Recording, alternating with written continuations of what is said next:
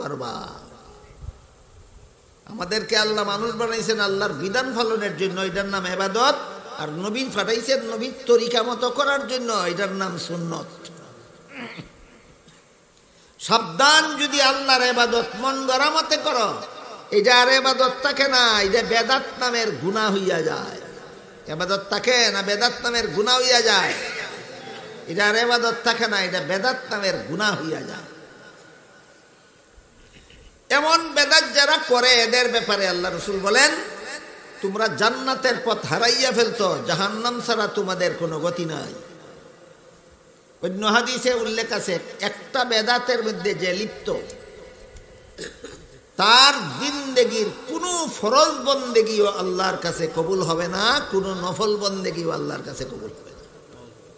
একটা বেদাতে লিপ্ত, একটা বেদাত, তার জীবনের কোনো ফরজ বন্দেগী আল্লাহ কবুল করবেন না, তার জীবনের কোনো নফল বন্দেগী আল্লাহ কবুল করবেন না। কাজেই এই যে বলছিলাম, দুরূদ শরীফ পড়া প্রত্যেক মুসলমানের জীবনে একবার পড়া ফরজ। অবসর থাকলে যতবার নবীর নাম শুনবে ততবারই ওয়াজিব। অবসর থাকলে যতবার নবীর নাম শুনবে ততবারই ওয়াজিব। প্রত্যেক নামাজের ভিতরে সালাম ফিরানির আগে দুরূদ শরীফ পড়া সুন্নত। কটা গেল? তিনটা। জীবনে একবার পড়া ফরজ, অবসর থাকলে যতবার নবীর নাম শুনবো ততবারই ওয়াজিব, আর নামাজের ভিতরে সালাম ফিরানির আগে সুন্নত। এই তিন প্রকার দুরূদ শরীফ ছাড়া জীবনে আর যত দুরূদ শরীফ পড়ার নিয়ম আছে সবটাই মুস্তাহাব, সবটাই মুস্তাহাব।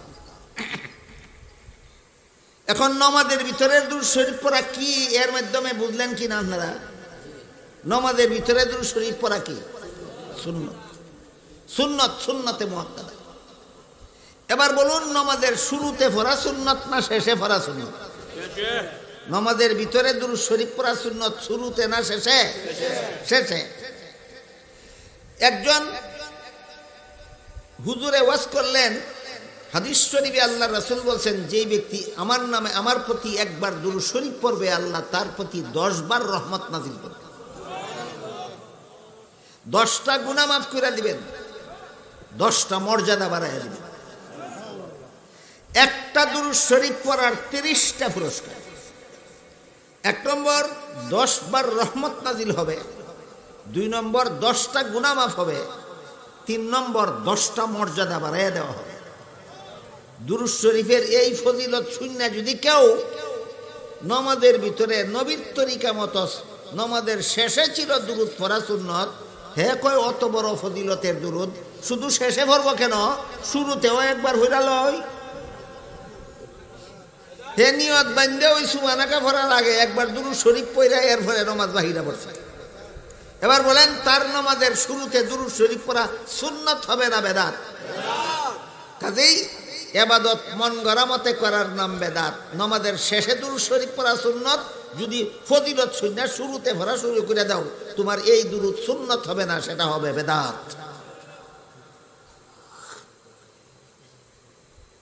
এবার বলুন, দুরূদ শরীফ নামাজের শুরুতে সুন্নত না শেষে সুন্নত?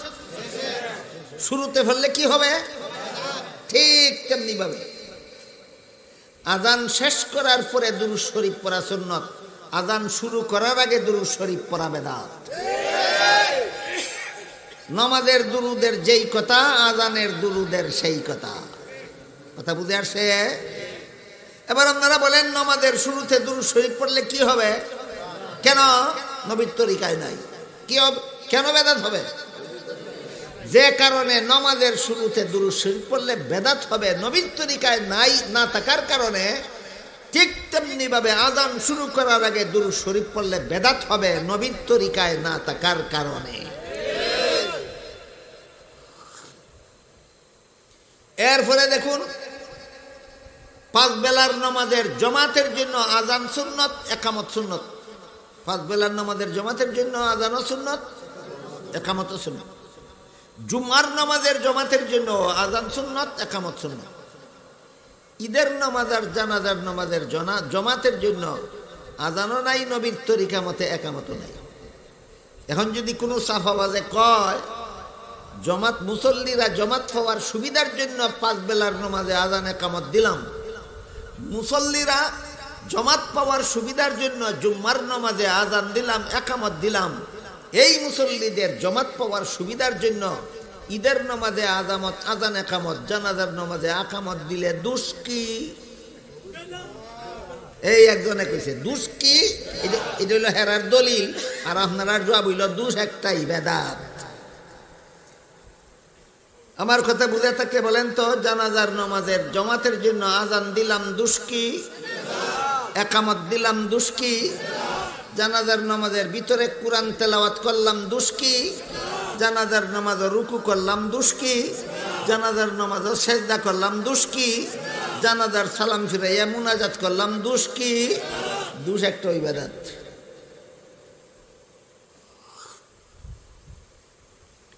এই জন্য আল্লাহ পাক রব্বুল আলামিন কোরআনে বলেন, ওয়ামা আতাকুমুর রাসূলু ফাখুযুহু ওয়া মা নাহাকুম আনহু ফান্তাহু। রাসূল যা করতে বলেছেন তা করো, রাসূল যা করতে বলেননি তা করবা না। আল্লাহর নির্দেশ, আল্লাহর হুকুম। রাসূল যা করতে বলেছেন তা করব, রাসূল যা করতে বলেননি তা করব না। আমার কথা বুঝলেন কিনা আমি একটু পরীক্ষা করব। বলেন, জানাজার ঈদের নামাজে এত বড় জমাতের সুবিধার জন্য আজান দিবেন না কেন? নবীর তরিকায় নাই, বেদাত। ঈদের অত বড় জমাত শুরু হওয়ার সুবিধার জন্য একামত দিবেন না কেন? নবীর তরিকায় নাই, বেদাত। দিলে বেদাত হবে না। মন গড়া, তুমি মন গড়া যুক্তি মতো ইবাদত করার লাগি আল্লাহ নবীরে নবী বানাইয়া পাঠাইছে না, নবীরে নবী বানাইয়া পাঠাইছে। মন গড়া যুক্তি দিয়া যেন ইবাদত না করো, ইবাদত যেন নবীর তরিকা মতো করো। তাই হাদিস শরীফে রাসূল করিম সাল্লাল্লাহু আলাইহি ওয়াসাল্লাম বলেন, কুল্লু উম্মতি ইয়াদখুলুনাল জান্নাতা ইল্লা মান আবা। এর অর্থ হলো আমার সমস্ত উম্মত জান্নাতে যাবে, কিন্তু যারা আমাকে মানে না তারা জান্নাতে যাবে না। এটা তো সোজা কথা। কিন্তু নবী মানে কে আর মানে না কে না, এটা সোজা কথা না।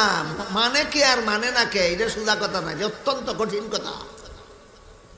কাজেই যখন রাসূল বললেন আমার সমস্ত উম্মত জান্নাতে যাবে, কিন্তু যারা আমাকে মানে না তারা জান্নাতে যাবে না, সাথে সাথে সাহাবা একরাম জিজ্ঞেস করলেন আপনাকে মানে না কারা? জবাবে রাসূল বলেন, মান আতানি দাখালাল জান্নাতা ওয়া মান আসানি ফাকাদ আবা। আমার তরিকা মানে যারা, আমাকে মানে তারা, আমার সাথে জান্নাতে যাবে তারা। আমার শিক্ষা দেওয়া পদ্ধতি মানে না যারা, আমাকে মানে না তারা, জান্নাতে যাবে না তারা। নবী মানে কে? নবীর শিক্ষা দেওয়া পদ্ধতি আমল করে যে। নবী মানে না কে? নবীর শিক্ষা দেওয়া পদ্ধতি পালন করে না যে। এই জন্য মুফাসসিরিনে কেরাম তাফসীরের কিতাবে লিখেছেন, যারা বেদাত করে এরা নবীর দরবারের সবচেয়ে বড় বেয়াদ্দব। যারা বেদাত করে না এরা নবীর দরবারের সবচেয়ে, এর চেয়ে বড় কোনো বেয়াদ্দব নবীর দরবারে আর কেউ নেই। যে সুদ খায় সে বেয়াদ্দব, সবচেয়ে বড় বেয়াদ্দব না। যে ঘুষ খায় সেও বেয়াদ্দব, সবচেয়ে বড় বেয়াদ্দব না। যে মদ খায় সেও বেয়াদ্দব, কিন্তু সবচেয়ে বড় বেয়াদ্দব না। যে গাঞ্জা খায় সেও বেয়াদ্দব, কিন্তু সবচেয়ে বড় বেয়াদ্দব না। যারা মন গড়া যুক্তি দিয়ে ইবাদত করে এরা সবচেয়ে বড় বেয়াদ্দব নবীর দরবারে। না ঠিক বেটিকে কুমারে কইন, আগে কথাটা বুঝালেন। যারা সুদ খায়, সুদরে হারাম জান না খায়, না হালাল জান না খায়, হারাম জান না খায়। তুই হারাম জানো, খাইলে কেন হয় যেন তুই বেয়াদ্দব। ঘুষ খায় হারাম জান না খায়, চুরি করে হারাম জান না করে, ডাকাতি করে হারাম জান না করে, মদ খায় হারাম জান না খায়, গাঞ্জা খায় হারাম জান না খায়। কিন্তু যারা বেদাত করে এরা এটারে হারাম জান্না করে না, সওয়াব জান্না করে। বেশ কম আসেনি? সুদকুর, ঘুষকুর, মদকুর, গাঞ্জাকুর আর বেদাতির মধ্যে বেশ কম আসেনি? সুদকুর, মদকুর, গাঞ্জাকুর অপরাধী, শাস্তিযোগ্য আসামি, কিন্তু সবচেয়ে বড় বেয়াদব না। হারামটারে হারাম জানে, আর বেদাত যারা করে এরা হারামটারে হালাল জানে।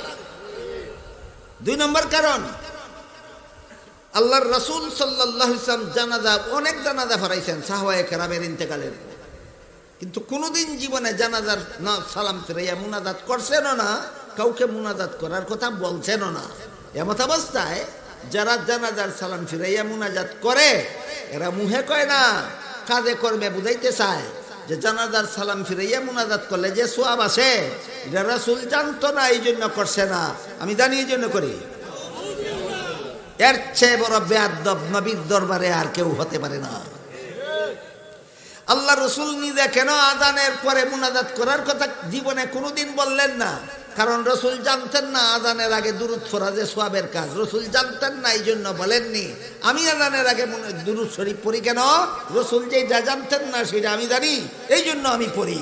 এর মতো বেয়াদব নবীর দরবারের সুদখুরো নয়, ঘুষখুরো নয়, মদখুরো নয়, গাঞ্জাখুরো, বেদাতির মতো বেয়াদব নয়।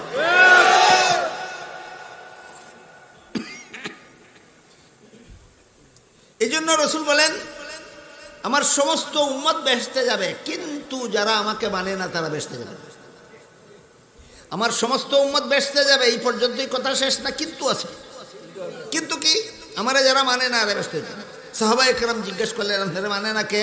আমার তরিকা মতো ইবাদত করে না, যে যেমন গড়া যুক্তি দিয়ে ইবাদত করে, হে আমারে মানে না, আমার দরবারে চূড়ান্ত বেয়াদব। কাজেই আল্লাহ আমাদের মানুষ বানাইছেন কত কাজ করার জন্য। কি কাজ? ইবাদত। নবী বানাইছেন কিসের জন্য? নবীর ইবাদত নবীর তরিকা মতো করার জন্য। আল্লাহর ইবাদত করা নবীর তরিকা মতে করা, এছাড়া জাহান্নাম থেকে বাঁচার বিকল্প কোনো পথ দুনিয়ার কোনো মানুষের নাই। তাই আল্লাহ আপনাদের আমাদের সবাইকে আল্লাহর ইবাদত এবং নবীর তরিকার মাধ্যমে পরকালে জাহান্নাম থেকে বাঁচার, জান্নাত লাভ করার সৌভাগ্য দান করুন। সবাই বলুন আমিন। সুবহানা রাব্বিকা রাব্বিল ইজ্জাতি আম্মা ইয়াসিফুন ওয়া সালামুন আলাল মুরসালিন আলহামদুলিল্লাহি রাব্বিল আলামিন। সবার পরে কি মাহফিল থাকবো না শেষ হয়ে যাবে? সবার পরে মাহফিল শেষ হয়ে যাবো, আমি আর একটা প্রোগ্রামও যাইতাম। সবার পরে যদি আপনারা মুসাফার জন্য আমার বের করেন, আমার প্রোগ্রামটা ফেলিয়ে দেবো। এটা করবেন না মেহরবানি করে। যারা যারা মুসাফা করার নিয়ত আছে, আল্লাহ পুরা পুরি মুসাফার সওয়াব দিয়ে দিবেন।